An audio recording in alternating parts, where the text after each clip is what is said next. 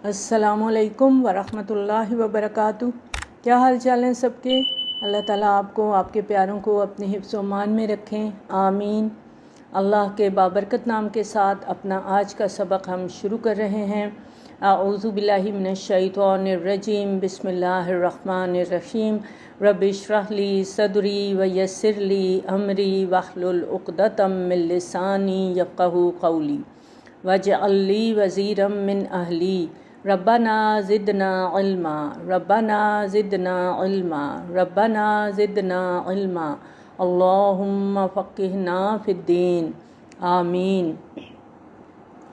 आज हम अपना सबक का आगाज़ अल्लाह की दी हुई तौफ़ीक़ के साथ पारा नंबर 9 से कर रहे हैं। अल्लाह ताला की रहमत के हम 9वें पारे को आज पढ़ने जा रहे हैं। और यहाँ पर पीछे जो हमने 8वें पारे का एंड किया था उसमें हज़रत शुएब अलैहिस्सलाम का ज़िक्र हम पढ़ रहे थे कि वो मदियन की तरफ मबूस किए गए थे और उस कौम के अंदर जो खामियां थीं वो ये कि वो एक तो नाप तोल में कमी करते थे, दूसरा जो उनका तरीका था कि वो राहज़नी करते थे और तजारती काफ़िलों को डरा धमका के उनसे भत्ता भी वसूल करते थे। तो इन हरकत से भी हज़रत शुएब अलैहिस्सलाम इन्हें मना फरमाते थे। और जैसा कि हमने पिछले पारे के अंदर रसूलों के जब हमने वाक़यात पढ़े तो हमने देखा कि हर रसूल की कौम में से जो सरदार थे उन्होंने रसूलों का इनकार किया, और क्योंकि अपने तकब्बुर की वजह से कि उनकी सरदारी को ज़द पड़ती थी अगर वो रसूल की बात मान लें। तो यहाँ पर भी हज़रत शुएब अलैहिस्सलाम के कौम में से भी सरदारों ने इस बात पर एतराज़ किया और किस तरह से वो मुखातिब हैं हज़रत शुएब अलैहिस्सलाम से, इसका आगाज़ करते हैं। बिस्मिल्लाहिर्रहमानिर्रहीम। क़ालल मलउल्लज़ीना इस्तकबरू मिन क़ौमिही लनुख़रिजन्नक या शुऐब वल्लज़ीना आमनू मअक मिन क़रयतिना व लतऊदुन्न फ़ी मिल्लतिना। कहा उसकी कौम के इन सरदारों ने जिन्होंने तकब्बुर की रविश इख्तियार की कि ऐ शुएब अलैहिस्सलाम, हम तुम्हें और जो तुम्हारे साथ ईमान लाए हैं इन्हें अपनी बस्ती से निकाल बाहर करेंगे या तुम वापस आ जाओ हमारी मिल्लत में। क़ाल अवलौ कुन्ना कारिहीन। हज़रत शुएब अलैहिस्सलाम ने फरमाया, क्या अगर हमें नापसंद हो तब भी? हज़रत शुएब अलैहिस्सलाम की कौम के मुतकब्बर सरदारों ने हज़रत शुएब अलैहिस्सलाम और उनके मानने वालों से कहा कि अगर तुम लोग यहाँ पर अमन और चैन से रहना चाहते हो तो तुम्हें हमारे तौर तरीक़ों को, हमारे रस्म व रवाज को अपनाना होगा, वरना फिर हमारे पास एक ही ऑप्शन है और वो ये कि हम तुम्हें इस बस्ती में रहने नहीं देंगे, हम तुम्हें यहाँ से निकाल बाहर करेंगे। हज़रत शुएब अलैहिस्सलाम ने फरमाया, क्या तुम लोग ज़बरदस्ती हमें अपनी मिल्लत में वापस फेर लोगे, जबकि हम तो इन तौर तरीक़ों से नफ़रत करते हैं। क़द इफ़्तरैना अलल्लाहि कज़िबन इन उदना फ़ी मिल्लतिकुम बअद इज़ नज्जानल्लाहु मिन्हा। हम अल्लाह पर झूठ घड़ने वाले होंगे अगर हम तुम्हारी मिल्लत में लौट आएँ उसके बाद कि अल्लाह ने हमें इससे निजात दी है। हज़रत शुएब अलैहिस्सलाम का फरमाना था कि अगर हम दोबारा तुम्हारे तौर तरीक़ों पर वापस आ जाएं, तुम्हारे रस्म व रवाज को अपना लें, तो इसका मतलब तो ये होगा कि मेरा नबूवत का दावा ही गलत था, और अगर मैं नबूवत का दावा कर रहा हूँ तो मैं नाउज़ुबिल्लाह अल्लाह पे झूठ घड़ रहा हूँ। लेकिन चूँकि मेरा ये दावा सच्चा है और मैं वाक़अतन अल्लाह की तरफ से मबूस किया गया हूँ, लिहाजा अब मेरे और मेरे साथियों के लिए तुम्हारी मिल्लत में वापसी मुमकिन नहीं है। वमा यकूनु लना अन नऊद फ़ीहा इल्ला अन यशा अल्लाहु रब्बुना। और हमारे लिए क़तन मुमकिन नहीं कि हम इस मिल्लत में लौट आएँ सिवाय इसके कि अल्लाह जो हमारा परवरदिगार है वो चाहे। ये अल्फाज एक बंदा मोमिन की सोच और उसके तर्ज़ अमल की अक्कासी करते हैं कि एक बंदा मोमिन ना अपने फ़िक्र फ़लसफ़े पर भरोसा करता है, ना अपनी अक़ल का सहारा लेता है, बल्कि सिर्फ़ और सिर्फ अल्लाह ताला की तौफ़ीक़ पर तवक्कुल करता है। और यही वो फ़लसफ़ा था जिसके मुताबिक हज़रत शुएब अलैहिस्सलाम ने फरमाया, हालांकि उनकी वापस पलटने का कोई इम्कान नहीं था, लेकिन उन्हें अल्लाह पर पूरा भरोसा था कि जब तक मेरा रब ना चाहे हम तुम्हारी मिल्लत में वापस नहीं आएंगे। وسع ربنا کل شیء علما علی اللہ توکلنا، اور ہمارے رب نے تو ہر شے کے علم کا احاطہ کیا ہوا ہے اور ہم نے اللہ ہی پر توکل کیا ہے۔ ربنا افتح بیننا وبین قومنا بالحق وانت خیر الفاتحین، اے ہمارے رب فیصلہ فرما دے ہمارے اور ہماری قوم کے درمیان حق کے ساتھ، اور یقیناً تو بہترین فیصلہ کرنے والا ہے۔ اور کہا اس کی قوم کے ان سرداروں نے جنہوں نے کفر کیا تھا کہ اگر تم نے شعیب علیہ السلام کی پیروی کی تو تم خسارے والے ہو جاؤ گے، یعنی اگر شعیب علیہ السلام کی بات مانو گے تو نقصان ہی نقصان ہے۔ تو انہیں بھی آپ پکڑا ایک زلزلے نے اور وہ پڑے رہ گئے اپنے گھروں میں اوندے منہ۔ وہ لوگ جنہوں نے شعیب علیہ السلام کو جھٹلایا تھا ایسے ہو گئے کأن لم یغنوا فیہا، جیسے کبھی اس بستی میں بسے ہی نہیں تھے۔ جن لوگوں نے شعیب علیہ السلام کو جھٹلایا وہی خسارے والے ہوئے۔ جو کہتے تھے کہ جو شعیب علیہ السلام کی بات مانیں گے، ان کی پیروی کریں گے تو وہ خسارے والے ہوں گے، تو حقیقت کیا ہوئی کہ وہ خود خسارے والے ہو گئے۔ تو وہ ان کو چھوڑ کر چل دیا یہ کہتے ہوئے کہ اے میری قوم کے لوگوں، میں نے تمہیں پہنچا دیے اپنے رب کے پیغامات اور میں نے تمہاری خیر خواہی کی تھی۔ فَكَيْفَ آسَىٰ عَلَىٰ قَوْمٍ كَافِرِينَ، تو اب میں کیسے افسوس کروں اس قوم پر جس نے کفر کیا ہے۔ حضرت شعیب علیہ السلام نے امکانی حد تک اپنی قوم کو سمجھانے کی بہت کوشش کی، لیکن اپنی ہٹ دھرمی اور مسلسل انکار کی وجہ سے ان لوگوں نے خود اپنی بربادی کو دعوت دی، اور ایسے لوگوں کی ہلاکت پر پھر افسوس کرنے کا کوئی جواز نہیں تھا۔ لیکن حضرت شعیب علیہ السلام کے ان الفاظ سے یہ بات پتہ چلتی ہے کہ آپ کو اپنی قوم کے انجام پر شدید رنج تھا، اور یہ کہ اس موقع پر ایسے الفاظ کہنا یہ خود وہ اپنے دل کو ڈھارس بندھا رہے تھے۔ اور حقیقت یہ ہے کہ نبی اپنی قوم اور بنی نوع انسان کے لیے بہت شفیق، مہربان اور ہمدرد ہوتا ہے، اور قوم پر عذاب آنے پر اسے بہت زیادہ صدمہ ہوتا ہے۔ وَمَا أَرْسَلْنَا فِي قَرْيَةٍ مِّن نَّبِيٍّ إِلَّا أَخَذْنَا أَهْلَهَا بِالْبَأْسَاءِ وَالضَّرَّاءِ لَعَلَّهُمْ يَضَّرَّعُونَ، اور ہم نے نہیں بھیجا کسی بھی بستی میں کسی بھی نبی کو مگر یہ کہ ہم نے پکڑا اس کے بسنے والوں کو سختیوں اور تکلیفوں سے تاکہ وہ گڑ گڑائیں، یعنی ان میں عاجزی پیدا ہو۔ یہ اللہ تعالیٰ کے ایک خاص قانون کا ذکر ہے جس کے بارے میں ہم سورۃ الانعام کی آیت نمبر 42 سے 45 میں پڑھ کر آئے ہیں۔ اللہ تعالیٰ کی یہ سنت رہی ہے کہ جب بھی کسی قوم کی طرف کسی رسول کو بھیجا جاتا تو اس قوم کو سختیوں اور مصیبتوں میں مبتلا کر کے ان کے لیے رسول کی دعوت کو قبول کرنے کا ماحول پیدا کیا جاتا، کیونکہ خوشحالی اور عیش کی زندگی گزارتے ہوئے انسان نصیحت کی کوئی بات سنتا نہیں ہے، نہ ہی نصیحت کی طرف مائل ہوتا ہے، لیکن تکلیف کی حالت میں یہ انسان کی سائیکی ہے کہ وہ ضرور اللہ کی طرف رجوع کرتا ہے۔ لہٰذا ہر رسول کی دعوت کے آغاز کے ساتھ ہی اس قوم پر اجتماعی زندگی کے حالات تنگ کر دیے جاتے تھے، لیکن اگر متعلقہ قوم کے لوگ اس کے باوجود بھی ہوش میں نہ آتے، اپنی ضد پر اڑے رہتے، رسول کی دعوت کو رد کرتے چلے جاتے، تو پھر اللہ تعالیٰ ان کی سختیوں کو، تکلیفوں کو دور کر کے ان کو غیر معمولی آسائشوں اور نعمتوں سے نواز دیتے۔ یہ اللہ تعالیٰ کی طرف سے ڈھیل دینے کا ایک انداز تھا کہ اب اس قوم نے برباد تو ہونا ہی ہے، اب ان پر عذاب آنا ہی ہے، لیکن آخری انجام کو پہنچنے سے پہلے ان کی نافرمانیوں کی آخری حدود بھی دیکھ لی جائیں کہ یہ سرکشی میں کہاں تک جا سکتے ہیں۔ یہ ہے وہ قانون، اللہ کی سنت جس پر ہر رسول کی بعثت کے بعد عمل درآمد ہوتا رہا۔ سورہ سجدہ میں اس قانون کی وضاحت اس طرح کی گئی ہے، وَلَنُذِيقَنَّهُم مِّنَ الْعَذَابِ الْأَدْنَىٰ دُونَ الْعَذَابِ الْأَكْبَرِ لَعَلَّهُمْ يَرْجِعُونَ، اور ہم انہیں ضرور مزہ چکھائیں گے چھوٹے عذاب کا بڑے عذاب سے پہلے، شاید کہ یہ رجوع کریں۔ بڑے عذاب سے مراد وہ عذاب ہے جب کسی قوم کو تباہ و برباد کر کے اس کو صفحۂ ہستی سے مٹا دیا جاتا ہے، اور اس عذاب کی کیفیت مکی صورتوں میں اس طرح بیان کی گئی ہے کأن لم یغنوا فیہا۔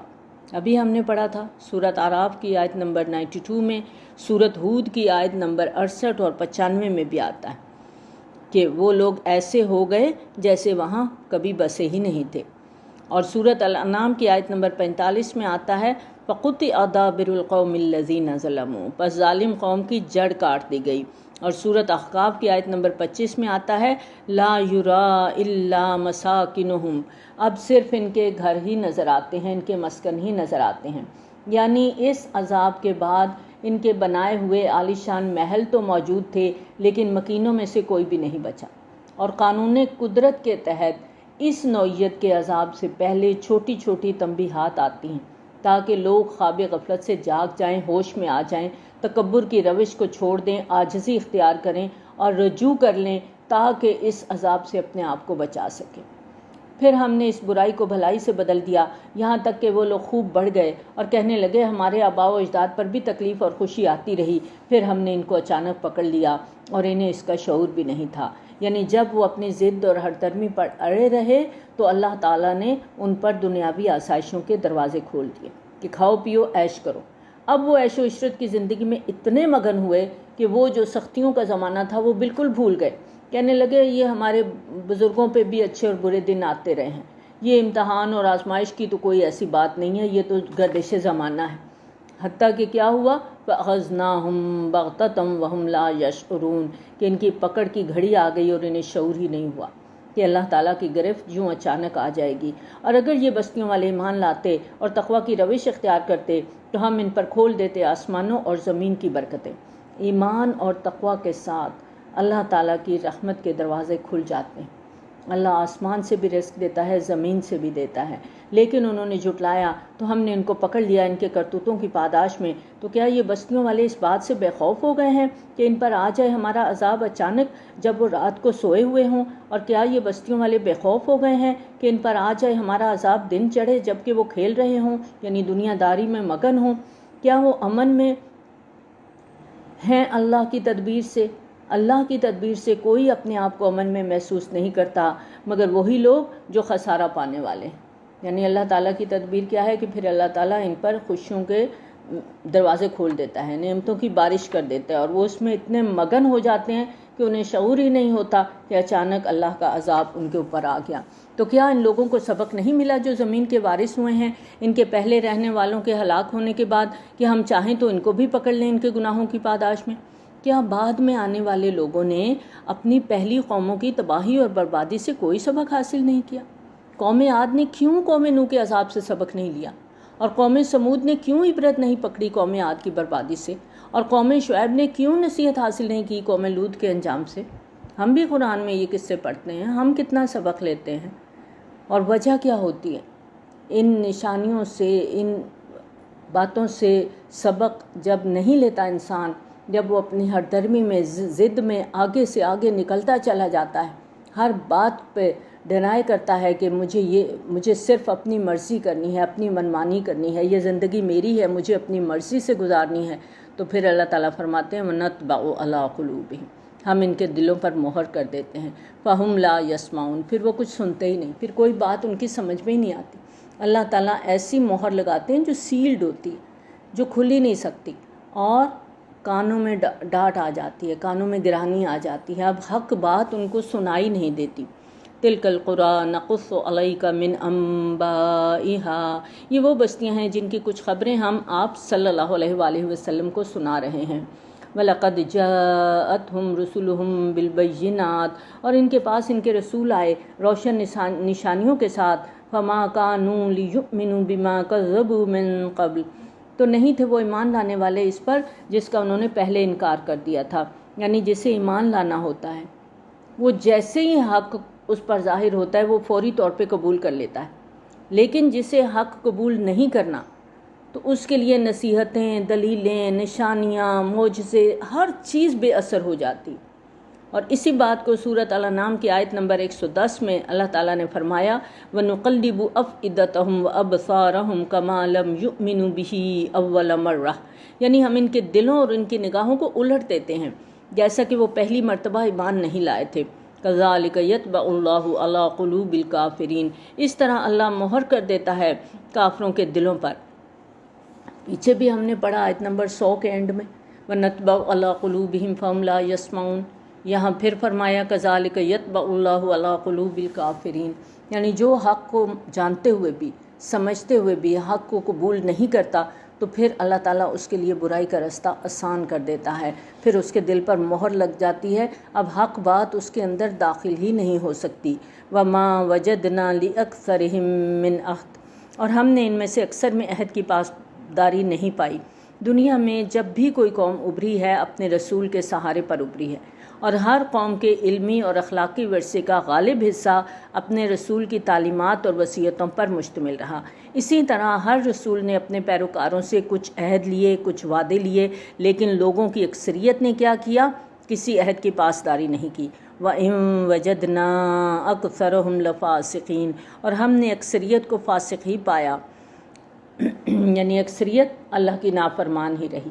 اب آپ دیکھیں کہ پیچھے 5 رسولوں کا ذکر کیا گیا، حضرت نوح، حضرت ہود، حضرت صالح، حضرت لوط اور حضرت شعیب علیہ السلام۔ آگے حضرت موسیٰ علیہ السلام کا ذکر آ رہا ہے جو تھوڑا سا ڈیٹیل کے ساتھ ہے، اور اب ہم موسیٰ علیہ السلام کا قصہ پڑھیں گے۔ ثم بعثنا من بعدهم موسیٰ بآیاتنا إلی فرعون وملئہ، پھر ہم نے بھیجا ان کے بعد موسیٰ علیہ السلام کو اپنی نشانیوں کے ساتھ فرعون اور اس کے سرداروں کی طرف۔ فظلموا بها، تو انہوں نے ان نشانیوں کے ساتھ ظلم کیا۔ کیا کیا؟ نشانیوں کو جادو قرار دیا، ماننے سے انکار کر دیا۔ فانظر کیف کان عاقبۃ المفسدین، تو دیکھو کیسا انجام ہوا فساد کرنے والوں کا۔ یعنی فرعون اور اس کی قوم کے سرداروں نے اللہ تعالیٰ کی نشانیوں کا انکار کر کے انہیں جادوگری قرار دے کر ان کی حق تلفی کی۔ وقال موسیٰ یا فرعون انی رسول من رب العالمین، اور موسیٰ علیہ السلام نے کہا اے فرعون میں رسول ہوں تمام جہانوں کے رب کی طرف سے، حقیق اللہ اقول علی اللہ الا الحق، اور میں اس پر قائم ہوں کہ حق کے سوا کوئی بات اللہ سے منسوب کروں۔ فرعون کے لیے حضرت موسیٰ علیہ السلام اجنبی نہیں تھے۔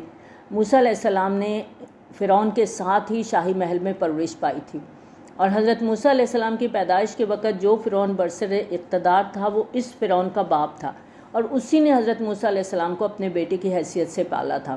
یہ آگے ہم ڈیٹیل سے جب قصہ پڑھیں گے کہ موسیٰ علیہ السلام کی والدہ نے کس طرح سے موسیٰ علیہ السلام کو صندوق میں ڈال کر دریائے نیل میں بہا دیا تھا، اور وہ صندوق فرعون کے محل کے پاس ساحل پہ آ کے لگا، اور محل کے ملازمین اسے اٹھا کے اندر لے گئے۔ فرعون کو جب پتہ چلا کہ اسرائیلی بچہ ہے تو وہ اس کے قتل کے درپے ہو گیا، لیکن اس کی بیوی نے یہ کہہ کر باز رکھا کہ ہم اس کو اپنا بیٹا بنا لیں گے۔ قرۃ عین لی ولک، سورۃ قصص میں آتا ہے کہ یہ ہمارے لیے آنکھوں کی ٹھنڈک ہوگا، کیونکہ اس وقت تک ان کے ہاں کوئی اولاد نہیں تھی۔ اب انہوں نے موسیٰ علیہ السلام کو اپنا بیٹا بنا لیا، بعد میں ان کے ہاں بھی بیٹا پیدا ہوا، اور یہ دونوں اکٹھے محل میں پلے بڑے تھے، اور ان کے درمیان حقیقی بھائیوں جیسی محبت ہو گئی تھی، اور حضرت موسیٰ علیہ السلام کی حیثیت بڑے بھائی کی تھی۔ جب بڑا فرعون بوڑھا ہو گیا تو اس نے اپنی زندگی میں ہی اقتدار اپنے بیٹے کو دے دیا۔ چنانچہ جس فرعون کے دربار میں حضرت موسیٰ علیہ السلام نے اپنی نبوت کا دعویٰ کیا، یہ وہی شخص تھا جس کے ساتھ آپ شاہی محل میں پلے بڑے تھے۔ تو ابھی کچھ ہی برس پہلے آپ شاہی محل چھوڑ کے مصر سے مدین گئے تھے، پھر مدین سے واپس آ رہے تھے، آپ کو نبوت ملی، رسالت ملی۔ یہ پوری ڈیٹیل ہم آگے پڑھیں گے سورۃ طٰہٰ میں، سورۃ قصص میں۔ اس پس منظر میں آپ جب آگے آیات پڑھیں گی، سنیں گی، تو آپ دیکھیں گی کہ فرعون کے ساتھ موسیٰ علیہ السلام کی بات کرنے کا انداز ایک عام آدمی جیسا نہیں تھا۔ آپ نے بڑے واضح اور بے باک انداز میں فرعون کو مخاطب کر کے فرمایا کہ دیکھو میرا یہ منصب نہیں ہے اور یہ بات میرے شایان شان نہیں کہ میں تم سے کوئی جھوٹی بات کروں۔ قد جئتکم ببینۃ من ربکم فارسل معی بنی اسرائیل، میں لے کر آیا ہوں تمہارے پاس تمہارے رب کی طرف سے کھلی نشانی، تو تم بنی اسرائیل کو میرے ساتھ بھیج دو۔ بنی اسرائیل حضرت یوسف علیہ السلام کی وساطت سے فلسطین سے آ کر مصر میں اس وقت آباد ہوئے تھے جب مصر میں ایک عربی النسل خاندان کی حکومت تھی، اور اس کے حکومت کے دور میں حضرت یوسف علیہ السلام کے احترام کی وجہ سے بنی اسرائیل کو معاشرے میں خصوصی مقام حاصل رہا، اور وہ صدیوں تک عیش و عشرت کی زندگی گزارتے رہے۔ اس کے بعد کوئی دور ایسا آیا کہ مصر کے اندر قوم پرست عناصر نے انقلاب برپا کیا، اور اس انقلاب کے نتیجے میں یہ جو شاہی خاندان تھا اس کو ملک بدر کر دیا گیا، اور یہاں پر قبطی حکومت قائم کر دی گئی۔ یہ لوگ جو قبطی تھے یہ مصر کے اصل باشندے تھے، اور بنی اسرائیل کے لیے یہ تبدیلی بڑی منحوس ثابت ہوئی۔ سابق شاہی خاندان کے چہیتے ہونے کی وجہ سے وہ قبطی حکومت کے زیر اطاع آ گئے۔ اب ان کی حیثیت بتدریج پست سے پست اور ان کی زندگی سخت سے سخت ہوتی چلی گئی، اور حضرت موسیٰ علیہ السلام کی بعثت کے زمانے میں یہ لوگ مصر میں غلامانہ زندگی گزار رہے تھے، بلکہ فرعونوں کی طرف سے آئے روز ان پر طرح طرح کے مظالم ڈھائے جاتے تھے۔ یہ وہ حالات تھے جن میں حضرت موسیٰ علیہ السلام کو مبعوث کیا گیا تاکہ وہ بنی اسرائیل کو فرعون کی غلامی سے نجات دلا کے واپس فلسطین لائیں۔ چنانچہ حضرت موسیٰ علیہ السلام نے فرعون سے مطالبہ کیا کہ بنی اسرائیل کو میرے ساتھ جانے دیا جائے۔ اس نے کہا، یعنی فرعون نے کہا، اچھا اگر تم کوئی نشانی لے کر آئے ہو تو اسے پیش کرو، اگر تم سچے ہو۔ تو اس نے، یعنی کس نے، موسیٰ علیہ السلام نے اپنا عصا پھینکا تو اسی وقت وہ ایک حقیقی اژدہا بن گیا، اور اپنا ہاتھ گریبان سے نکالا تو اچانک وہ دیکھنے والوں کے لیے سفید چمکدار تھا۔ یہ موسیٰ علیہ السلام کے 2 معجزات تھے جو اللہ تعالیٰ نے ان کو دے کر تو فرعون کے دربار میں بھیجا تھا۔ فرعون کی قوم کے سرداروں نے کہا، یہ تو واقعتاً کوئی بہت ماہر جادوگر ہے کہ جو یہاں سے جان بچا کے بھاگا تھا، کئی سال کے بعد واپس آیا ہے تو بہت بڑا جادو سیکھ کے آیا ہے۔ یہ چاہتا ہے کہ تمہیں تمہارے ملک سے نکال باہر کرے، تو اب تمہاری کیا رائے ہے؟ یعنی یہ موسیٰ علیہ السلام کے معجزات کو دیکھ کے اب وہ سٹپٹا گئے، سوچنے لگے کیا کرنا چاہیے۔ کہنے لگے، یہ تو جادو کے زور سے تمہیں ملک سے نکال دے گا، اپنی حکومت قائم کر لے گا، اس نازک صورتحال کے لیے اب کیا کرنا چاہیے؟ قالوا ارجہ اخاہ وارسل فی المدائن حاشرین۔ پھر انہوں نے جب آپس میں مشورہ کیا اور انہوں نے کہا کہ موسیٰ اور اس کے بھائی کے معاملے کو مؤخر رکھیں اور مختلف شہروں میں ہرکارے بھیج دیں، یعنی فوری طور پر ان کے خلاف کوئی ایکشن نہ لیا جائے، انہیں مناسب انداز میں ٹالتے ہوئے مؤثر جوابی حکمت عملی اپنانے کے لیے وقت حاصل کیا جائے، اور اس دوران ملک کے تمام علاقوں کی طرف اہلکار روانہ کیے جائیں۔ کس لیے؟ یأتوک بکل ساحر علیم، جو آپ کے پاس لے آئیں تمام ماہر جادوگروں کو، یعنی ملک کے کونے کونے سے چوٹی کے جادوگروں کو بلا کر ایک عوامی اجتماع کے سامنے مقابلے میں موسیٰ علیہ السلام کو شکست دی جائے، تاکہ لوگوں کے ذہنوں میں جنم لینے والے خوف کے اثرات زائل ہو جائیں۔ اور وہ جادوگر فرعون کے پاس آ پہنچے، انہوں نے کہا، یقیناً ہمیں اجر تو ملے گا ہی اگر ہم غالب آ گئے۔ یہاں پر ہم دیکھتے ہیں کہ جو بیچ کا جو قصہ ہے وہ omit کر دیا گیا ہے، اور پھر اب اس مقابلے کا ذکر ہے جو حضرت موسیٰ علیہ السلام اور جادوگروں کے بیچ میں ہوا تھا۔ اور یہاں پر ایک اور چیز بھی جو آپ نوٹس کریں اس آیت کے اندر، کہ اللہ کے رسول حضرت موسیٰ علیہ السلام نے ان لوگوں کے مطالبے کے مطابق انہیں نشانیاں دکھائیں، مگر آپ کو کوئی مفاد مطلوب نہیں تھا۔ آپ نے فرعون اور اہل دربار کو مرعوب کر کے کسی انعام و کرام کا مطالبہ نہیں کیا تھا۔ اور دوسری طرف جادوگروں کا کردار کیسا نظر آ رہا ہے؟ خالص مادہ پرستانہ سوچ ہے۔ کیا کہتے ہیں کہ اچھا ہمیں ملے گا کیا؟ ان لنا لاجرا ان کنا نحن الغالبین، کہ ہمیں کوئی مالی فائدہ بھی ملے گا، کوئی اجر بھی ملے گا۔ قال نعم وانکم لمن المقربین، اس نے کہا ہاں تم مقربین میں شامل کر لیے جاؤ گے۔ فرعون نے ان سے وعدہ کیا کہ تمہیں مالی فوائد بھی ملیں گے، انعام و کرام بھی دیا جائے گا، اور دربار میں بڑے بڑے منصب تمہیں عطا کیے جائیں گے۔ اب ایک کھلے میدان میں بڑے عوامی اجتماع کے سامنے یہ مقابلہ شروع ہوا، اور حضرت موسیٰ علیہ السلام اور فرعون کے جادوگر ایک دوسرے کے سامنے آ گئے۔ اب جادوگروں نے موسیٰ علیہ السلام سے پوچھا کہ پہلی باری کس کی ہوگی؟ قالوا یا موسیٰ اما ان تلقی و اما ان نکون نحن الملقین۔ جادوگر کہنے لگے، اے موسیٰ علیہ السلام، اب تم پہلے ڈالو گے یا ہم ہو جائیں پہلے ڈالنے والے؟ قال القوا، موسیٰ علیہ السلام نے فرمایا تم پہل کرو۔ چنانچہ جادوگروں نے اپنی جادو کی چیزیں زمین پر پھینک دیں، اور اس سلسلے میں قرآن مجید میں کسی جگہ پر رسیوں کا ذکر آتا ہے، کہیں چھڑیوں کا، یعنی جادو کی وہ چیزیں زمین پر پھینک دیں جو انہوں نے موسیٰ علیہ السلام کے عصا کے مقابلہ کرنے کے لیے تیار کر رکھی تھیں۔ فلما القوا سحروا اعین الناس، تو جب انہوں نے ڈالا تو لوگوں کی آنکھوں پر جادو کر دیا۔ جادو کے زور سے حاضرین کی نظر بندی ہو گئی، جس کے نتیجے میں لوگوں کو یہ رسیاں اور چھڑیاں جو تھیں یہ زمین پر ایسے لگ رہا تھا جیسے سانپ اور اژدہے رینگ رہے ہیں۔ وَاسْتَرْهَبُوهُمْ وَجَاءُوا بِسِحْرٍ عَظِيمٍ، اور انہوں نے ان حاضرین پر دہشت طاری کر دی اور ظاہر کر دیا بہت بڑا جادو۔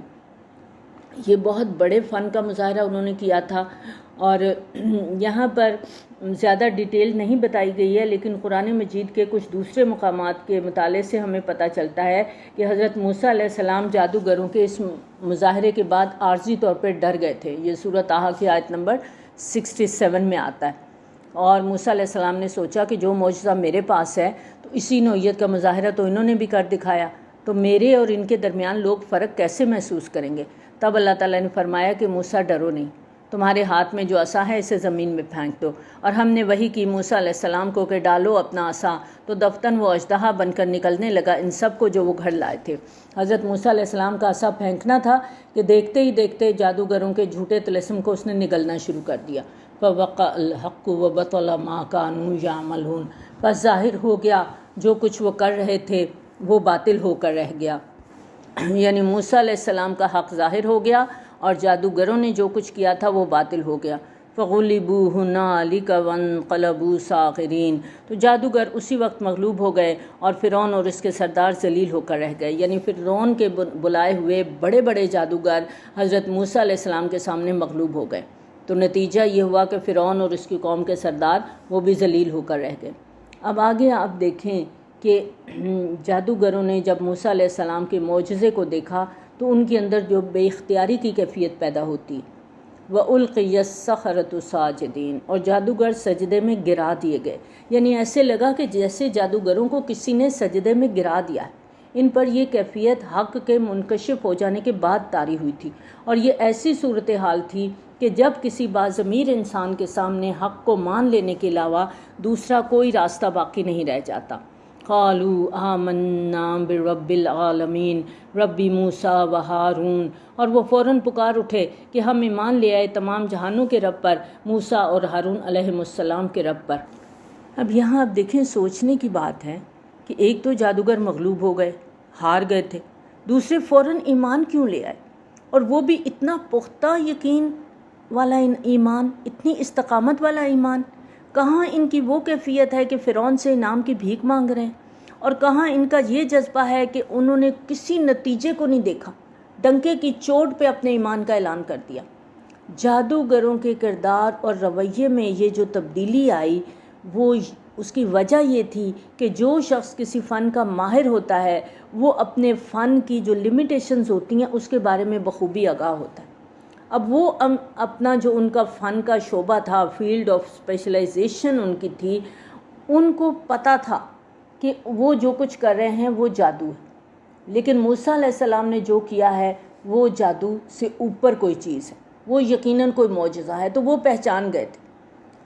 وہ اپنے فن میں کیونکہ بہت ماہر تھے تو انہیں فوری طور پہ پتہ چل گیا تھا، لہٰذا جس حقیقت کا ادراک فرعون اور اس کے عمراء اس کے سردار نہیں کر سکے، وہ بالکل ایک فلیش لائٹ کی طرح آنن فانن جادوگروں کے دلوں کے تاریک گوشوں کو روشن کر گئی، اور ان کو ایسا ایمان نصیب ہوا جس کی جرت اظہار اور استقامت نے فرعون اور اس کے سارے لاؤ لشکر کو پریشان کر دیا۔ قال فرعون آمنتم به قبل ان آذن لکم، فرعون نے کہا تمہاری یہ جرت، تم ایمان لے آئے اس سے پہلے کہ میں تمہیں اجازت دوں؟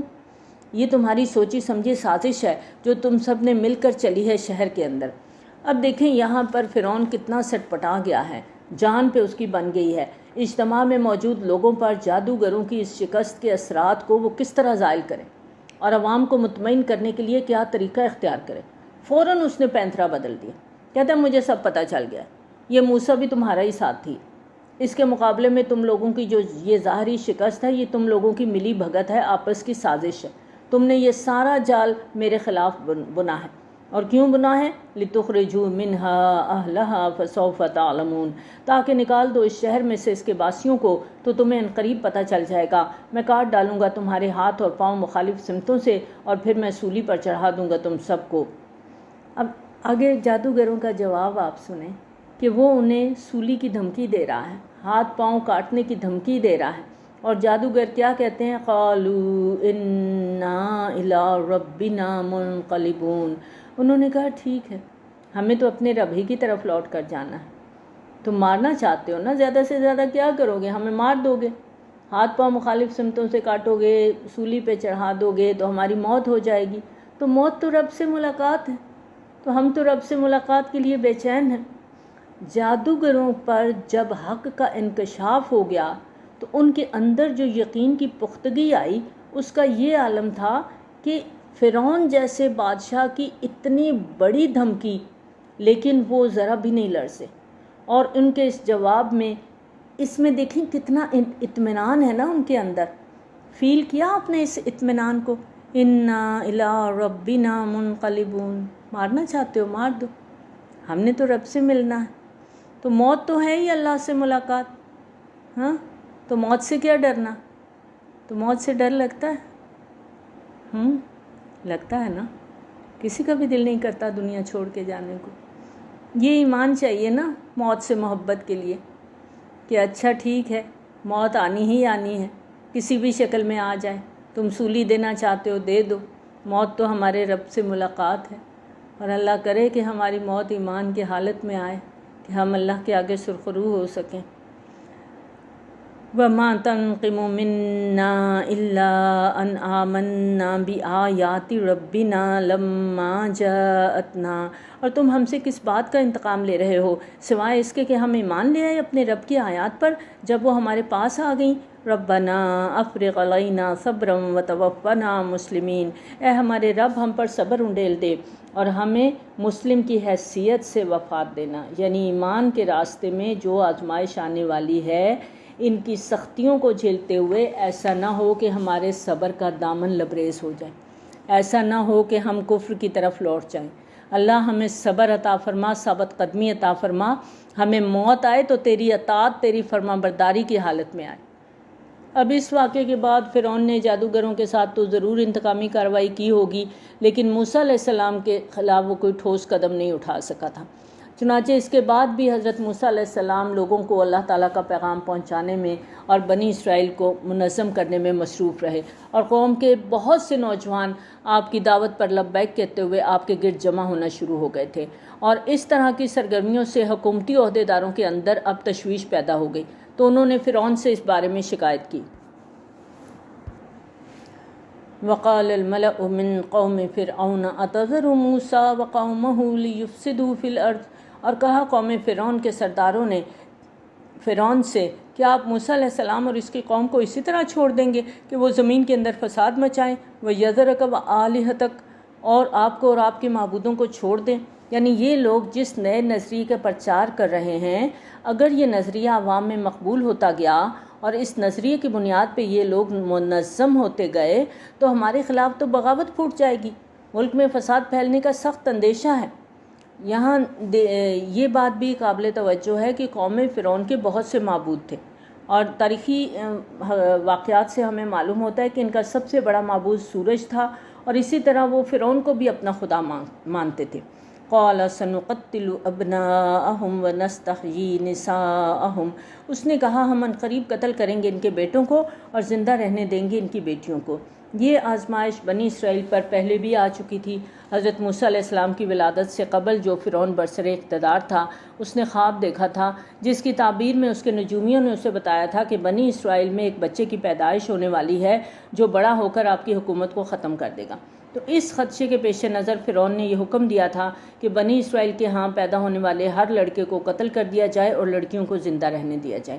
اب تقریباً 40-45 سال گزر چکے. اس کے جانشین فرعون کو اس خوفناک قانون کو دوبارہ نافذ کرنے کا خیال آ گیا. جب سرداروں نے خدشے کا اظہار کیا کہ ایسا نہ ہو کہ یہ جو کچھ موسیٰ علیہ السلام تعلیم دے رہے ہیں یہ ہمارے خلاف سازش نہ کھڑی ہو جائے اور ہماری حکومت نہ جاتی رہے، تو اگر موسیٰ علیہ السلام نے واقعی اپنی قوم کو ہمارے خلاف ایک تحریک کی شکل میں منظم کر لیا تو ان کو دبانا ہمارے لیے بڑا مشکل ہو جائے گا، کیونکہ یہ تو بہت زیادہ تعداد میں ہے. لہٰذا وہ چاہتے تھے کہ نپ دی ایول ان دا بڈ کے اصول کے تحت حضرت موسیٰ علیہ السلام کو قتل کر دیا جائے. لیکن فرعون کے دل میں کیونکہ اللہ تعالیٰ نے موسیٰ علیہ السلام کے لیے محبت ڈالی ہوئی تھی، جیسا کہ ہم نے پیچھے بھی پڑھا کہ ان کا آپس میں بھائیوں کا سا رشتہ تھا کیونکہ کٹے پلے بڑے تھے، تو ایک طبعی سی محبت موجود تھی. تو اس نے آپ کو قتل کرنے کی بجائے بنی اسرائیل کو دبانے کے لیے باپ کے زمانے کا پرانا حکم پھر سے نافذ کرنے کا اندیا دے دیا کہ ہم ان کے لڑکوں کو قتل کرتے رہیں گے تاکہ موسیٰ علیہ السلام کو اپنی قوم سے افرادی قوت مہیا نہ ہو سکے. وَإِنَّا فَوْقَهُمْ قَاهِرُونَ، اور یقیناً ہم ان پر پوری طرح غالب ہیں. یعنی درباریوں اور عمراء کا حوصلہ بڑھانے کے انداز میں فرعون نے کہا کہ گھبراتے کیوں ہو، ہم پوری طرح ان پہ چھائے ہوئے ہیں، یہ ہمارا کچھ نہیں بگاڑ سکتے. قال موسیٰ لقومہ استعینوا باللہ واصبروا، موسیٰ علیہ السلام نے اپنی قوم سے کہا اب تم لوگ اللہ سے مدد چاہو اور صبر کرو، ان الارض للہ یورثھا من یشاء من عبادہ والعاقبۃ للمتقین، یقیناً یہ زمین اللہ کی ہے، وہ اپنے بندوں میں سے جس کو چاہتا ہے اس کا وارث بنا دیتا ہے، لیکن آخرت تو تقوی والوں کے لیے ہے۔ یعنی اتنی بڑی آزمائش میں ثابت قدم رہنے کے لیے اللہ سے مدد کی دعا کرتے رہو اور صبر کا دامن تھامے رکھو۔ کامیابی ملے گی وہ اللہ کے ہاتھ میں ہے، وہ اللہ دینے والا ہے، اور جو بھی اللہ کا تقوی اختیار کرے گا کامیابی اس کا مقدر ہے۔ اب دیکھیں تھرو آؤٹ قرآن ہمیں ایک چیز پہ بہت زیادہ تلقین کرتا ہے، اور وہ ہے تقوی، اللہ کے ہونے کا احساس، اور اسی میں ہماری نجات ہے اور اسی میں ہماری کامیابی ہے۔ قالوا اوذینا من قبل ان تأتینا ومن بعد ما جئتنا، وہ کہنے لگے اے موسیٰ علیہ السلام ہمیں تکلیف پہنچی آپ کے آنے سے پہلے بھی اور آپ کے آنے کے بعد بھی۔ یعنی مظلوم قوم کی دیکھیں کتنی بے بسی اور بے چارگی ہے اس جملے کے اندر، کہ پہلے بھی ہمارا یہی حال تھا، ہم بدترین ظلم و ستم کا نشانہ بن رہے تھے، اب آپ کے آنے کے بعد بھی ہمارے حالات میں تو کوئی تبدیلی نہیں آئی۔ موسیٰ علیہ السلام نے فرمایا ہو سکتا ہے عنقریب اللہ تمہارے دشمن کو ہلاک کر دے اور تمہیں خلافت عطا کر دے زمین میں، پھر دیکھے کہ تم کیسے عمل کرتے ہو۔ وَلَقَدْ أَخَذْنَا آلَ فِرْعَوْنَ بِالسِّنِينَ وَنَقْصٍ مِّنَ الثَّمَرَاتِ لَعَلَّهُمْ يَذَّكَّرُونَ، اور ہم نے پکڑا آل فرعون کو لگاتار قحط سالی اور فصلوں کی تباہی سے تاکہ وہ نصیحت پکڑیں۔ یہ وہی قانون ہے جس کا ذکر اسی صورت کی آیت نمبر 94 میں ہم نے پڑھا تھا کہ جب اللہ تعالیٰ کسی قوم کی طرف کوئی رسول بھیجتا ہے تو انہیں آزمائشوں اور مصیبتوں میں مبتلا کر دیتا ہے تاکہ وہ خواب غفلت سے جاگ جائیں اور حق کی طرف متوجہ ہوں۔ چنانچہ حضرت موسیٰ علیہ السلام جب آل فرعون کی طرف مبعوث ہوئے اور آپ نے اپنی دعوت شروع کی تو اس دوران اللہ تعالیٰ نے قوم فرعون پر چھوٹے چھوٹے عذاب بھیجنے شروع کیے تاکہ وہ ہوش میں آ جائیں۔ فَإِذَا جَاءَتْهُمُ الْحَسَنَةُ قَالُوا لَنَا هَٰذِهِ، تو جب بھی حالات بہتر ہو جاتے وہ لوگ کہتے یہ ہمارے لیے ہے، اور جب انہیں کوئی تکلیف پہنچتی تو اسے وہ نحوست سمجھتے۔ موسیٰ علیہ السلام اور اس کے ساتھیوں کی آگاہ ہو جاؤ، ان کی نحوست اللہ کے ہاتھ میں ہے، لیکن ان میں سے اکثر لوگ سمجھتے نہیں ہیں۔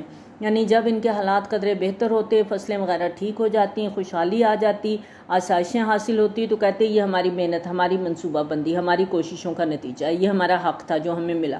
اور جب ان کو فصلوں وغیرہ میں نقصان ہوتا یا کسی تکلیف کا سامنا کرنا پڑتا تو ساری ذمہ داری حضرت موسیٰ علیہ السلام اور ان کے ساتھیوں پہ ڈال دیتے کہ ہماری تمام مشکلات ان لوگوں کی نحوست کی وجہ سے ہیں۔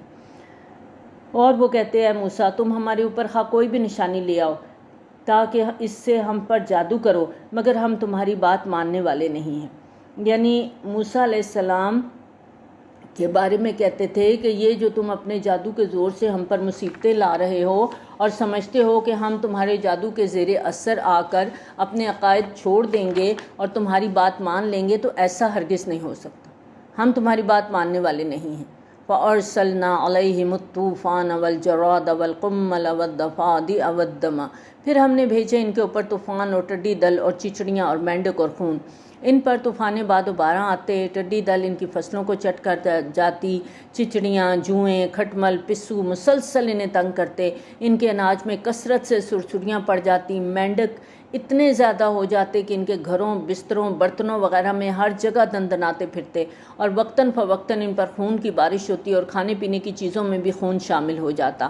آیات مفصلات، اور یہ نشانیاں ہم نے بھیجیں وقفے وقفے سے، یعنی یہ ساری مصیبتیں اور آزمائشیں ایک دم ان پر مسلط نہیں ہوئی تھیں، وقفے وقفے سے مختلف قسم کے جو مصیبتیں تھیں ان کے اوپر آئیں کہ شاید یہ لوگ عاجز آئیں، راہ راست پر آ جائیں اور حضرت موسیٰ علیہ السلام کی دعوت کو قبول کر لیں۔ لیکن ہوا کیا؟ فَاسْتَكْبَرُوا وَكَانُوا قَوْمًا مُجْرِمِينَ، وہ تکبر پر اڑے رہے اور وہ تھے ہی مجرم لوگ۔ وَلَمَّا وَقَعَ عَلَيْهِمُ الرِّجْزُ قَالُوا يَا مُوسَى ادْعُ لَنَا رَبَّكَ بِمَا عَهِدَ عِندَكَ، اور جب ان پر کوئی عذاب آتا تو کہتے اے موسیٰ علیہ السلام اپنے رب سے دعا کرو اس عہد کے واسطے سے جو اس نے تم سے کر رکھا ہے، اگر تم نے ہم سے اس عذاب کو ہٹا دیا تو ہم لازماً تمہاری بات مان لیں گے اور ہم بنی اسرائیل کو بھی لازماً تمہارے ساتھ بھیج دیں گے۔ اس زمانے میں مصر کے اندر جو بنی اسرائیل کی حیثیت تھی وہ غلاموں کی سی تھی۔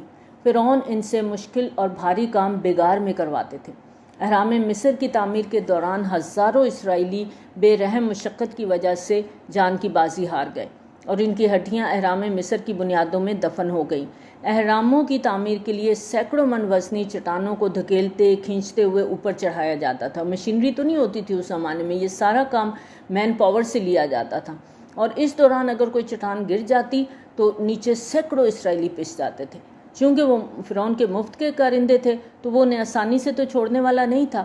لیکن یہاں جو آیات ہم پڑھ رہے ہیں اس سے یہ پتہ چلتا ہے کہ یکے بعد دیگرے جو ان کے اوپر عذاب آئے، یہ مختلف جو ہم نے ابھی پڑھے، سرسریوں کا اور مینڈکوں کا اور خون کا، یہ وقفے وقفے سے ان پر آتے تھے، تو یہ سہ کہ عذاب فرعون اور اس کے امراء کا غرور اور تکبر کچھ کم ہو گیا تھا، تو زیادہ عاجز آتے تو موسیٰ علیہ السلام کے پاس آ جاتے اور وعدہ بھی کرتے کہ اپنے رب سے دعا کرو، اگر یہ مصیبت ٹل جائے تو ہم تمہاری بات مان لیں گے اور تمہاری قوم کو آزاد کر کے تمہارے ساتھ بھیج دیں گے۔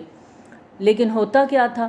فَلَمَّا كَشَفْنَا عَنْهُمُ الرِّجْزَ إِلَىٰ أَجَلٍ هُمْ بَالِغُوهُ إِذَا هُمْ يَنكُثُونَ، لیکن جب ہم ان سے مصیبت کو دور کر دیتے خاص مدت کے لیے جس تک وہ پہنچنے والے ہوتے تو وہ اپنے عہد کو توڑ دیتے۔ بس ہم نے ان سے انتقام لیا اور ہم نے انہیں سمندر میں غرق کر دیا، اس لیے کہ انہوں نے ہماری آیات کو جھٹلایا اور وہ ان آیات سے غفلت برتتے رہے۔ وَأَوْرَثْنَا الْقَوْمَ الَّذِينَ كَانُوا يُسْتَضْعَفُونَ مَشَارِقَ الْأَرْضِ وَمَغَارِبَهَا الَّتِي بَارَكْنَا فِيهَا، اور جن لوگوں کو دبا لیا گیا تھا اب ہم انہیں وارث بنا دیا اس زمین کے مشرق اور مغرب کا جس کو ہم نے بابرکت بنایا تھا۔ اب دیکھیں یہاں پر مشارق الارض ومغاربها، اور اس آیت کا سادہ مفہوم تو یہ ہے کہ بنی اسرائیل جو مصر میں غلامی کی زندگی بسر کر رہے تھے ان کو وہاں سے اٹھا کے پورے فلسطین کا وارث بنا دیا گیا، اور فلسطین کی زمین کی جو خصوصیت ہے بارکنا فیہا، خصوصی برکت کا ذکر یہاں سورت بنی اسرائیل کی پہلی آیت میں بھی آتا ہے، بارکنا حولہ، تو یہ سرزمین حضرت ابراہیم علیہ السلام کے بعد سینکڑوں انبیاء علیہ السلام کے مسکن اور مدفن کی حیثیت سے بھی متبرک ہے، اس لیے اللہ تعالیٰ نے اس سے امتیازی نوعیت کی زرخیزی سے نوازا ہے۔ وَتَمَّتْ كَلِمَةُ رَبِّكَ الْحُسْنَىٰ عَلَىٰ بَنِي إِسْرَائِيلَ بِمَا صَبَرُوا، اور آپ کے رب کا اچھا وعدہ بنی اسرائیل کے حق میں پورا ہوا اس وجہ سے کہ وہ ثابت قدم ہوئے۔ ان میں سے جو لوگ حضرت موسیٰ علیہ السلام پر ایمان لے آئے تھے انہوں نے واقعتاً سخت ترین آزمائشوں میں بھی صبر کیا اور ثابت قدمی دکھائی تو اللہ تعالیٰ نے ان پر انعام کیا۔ وَدَمَّرْنَا مَا كَانَ يَصْنَعُ فِرْعَوْنُ وَقَوْمُهُ وَمَا كَانُوا يَعْرِشُونَ، اور ہم نے تباہ و برباد کر ڈالا وہ سب کچھ جو فرعون اور اس کی قوم کے لوگ بناتے تھے اور جو چڑھاتے تھے، یعنی فرعون اور اس کی قوم کی ساری تعمیرات، ان کے سارے باغات سب ملیا میٹ کر دیے گئے اور فرعون کو اس کے لاؤ لشکر سمیت غرق کر دیا گیا۔